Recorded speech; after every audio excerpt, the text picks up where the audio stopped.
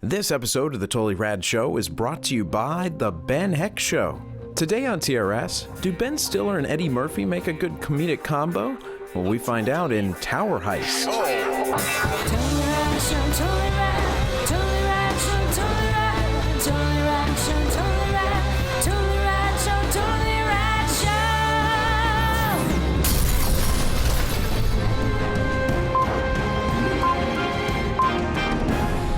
So Jeff and I just walked out of a screening of Tower Heist, the new Brett Ratner film starring Ben Stiller, Eddie Murphy, Matthew Broderick, Casey Affleck, the chick from Push, or whatever it's called, by Sapphire. Yes. Precious. It was Push. The book was Push. So Tower Heist is ostensibly a heist comedy movie. It's about the group of people working at the apartment complex, or I guess condominium complex in Manhattan, of a Bernie Madoff. Bernie Madoff type character. It's kind of Murdy Madoff. It is Murdy Madoff. It literally is.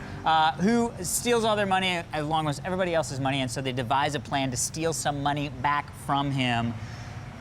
Can't say I was really excited about this film. I wasn't I'm sure either. you were feeling the same way, but what did you think of Tower Heist? I'm gonna be the first person to admit I was wrong. This is a very fun, funny film. I had a great time watching it. Tower Heisted. I came in with very low expectations, and I love me some Alda. Yeah? Oh, Alan yeah. Alda brings it. He's always solid. Eddie Murphy was great. Matthew Broderick was great. Yeah. Casey Affleck, I thought, was kind of the star of the show. But really, the star of the show, shockingly, is the script. Yeah. I think this is a clever, funny, tight, smart heist script. Yeah. And that is the biggest shock for me, is going into this, I thought it was going to be maybe a silly parody movie, just kind of. Well, when we first announced and we saw some of the posters, we thought this must be Tropic Thunder 2. Yes. And this is the faux Ben Stiller movie from Tropic Thunder 2. Yeah, that's what it looked like. And then you hear Brett Ratner's involved, and I admit to having made some false assumptions about the quality level, because there is some, over-the-top, crazy, unrealistic stuff that happens. Yeah. Every time a car goes fast in this movie, there's no reason for it. It's like arbitrary car chase that they stick in a couple of times. But other than that, these are smart characters behaving in a very smart way. Yeah. And the thing that was most surprising to me is almost all the time with an action comedy, and we've seen numerous ones in the last couple of years. I think of several Steve Carell vehicles. From oh God, what was the last? Date Night, maybe? Date Night, yeah. And then there was I Spy, or Spies versus Spy. No, the other Spy one. Yeah, the Spy with one. the shoe. Yeah, Agent, whatever. Get smart. Right. Anyway, in those kinds of movies, and a lot of these action comedies, the setup is we're just muddling through to get to where the premise kicks in, and we're in that. This movie, the setup is really entertaining. Yeah. I was loving getting to know these characters. It's smart. The premise, how we get to needing to do a heist, is really interesting and smart and clever. Yeah, and I think you really nailed it. What this brings that a lot of these sort of one-off action comedies don't is characters. Every single character in this movie has there's a specific reason why you fall in love with them. There's a specific reason why they do what they do, and they're hysterical. And you're right. It's very well written. The ideas and the concepts that they go at seem to be even higher than they needed to be for a movie of this stature. You know what I mean? And I think it really is true. Brett Ratner, I think, gets gets a little bit of a bad rap. Yeah. One of my favorite movies, and especially my favorite action comedies, is Rush Hour, which was a Brett Ratner film.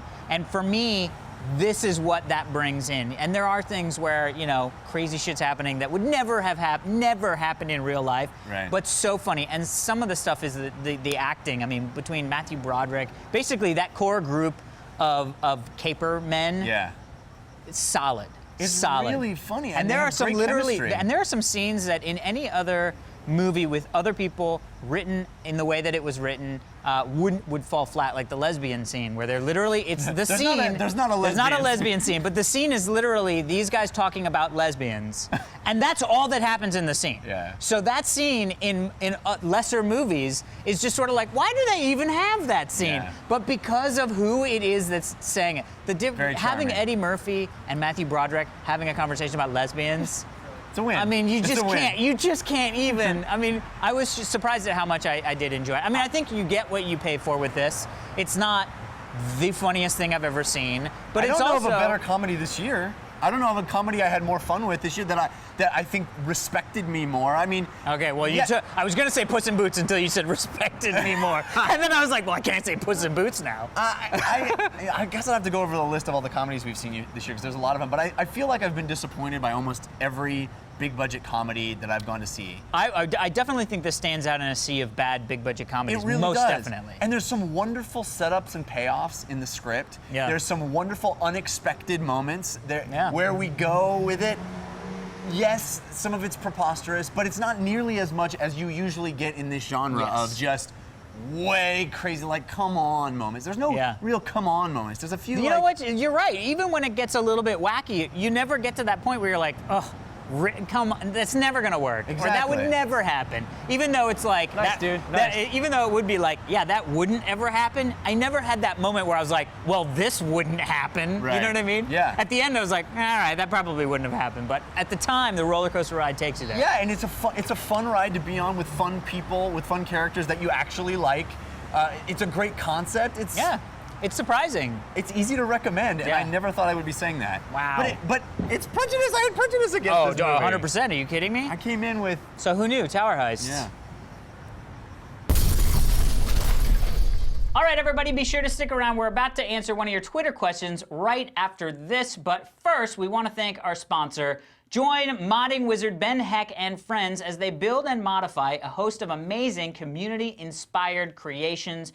Be sure to watch new episodes of The Ben Heck Show every 2 weeks right here, revision3.com/TBHS. Now, in the latest episode of The Ben Heck Show, Ben and the gang continue their work on pinball machines and help renowned pinball maker John Papaduke with a new game, which is pretty intense. Go to element14.com/TBHS to find out how you can enter to win 4 pinball board prototypes from this episode, as well as other builds from his show. That's awesome. They're giving That away is awesome. pinball board prototypes. I don't even know what you'd do with those, but you have them.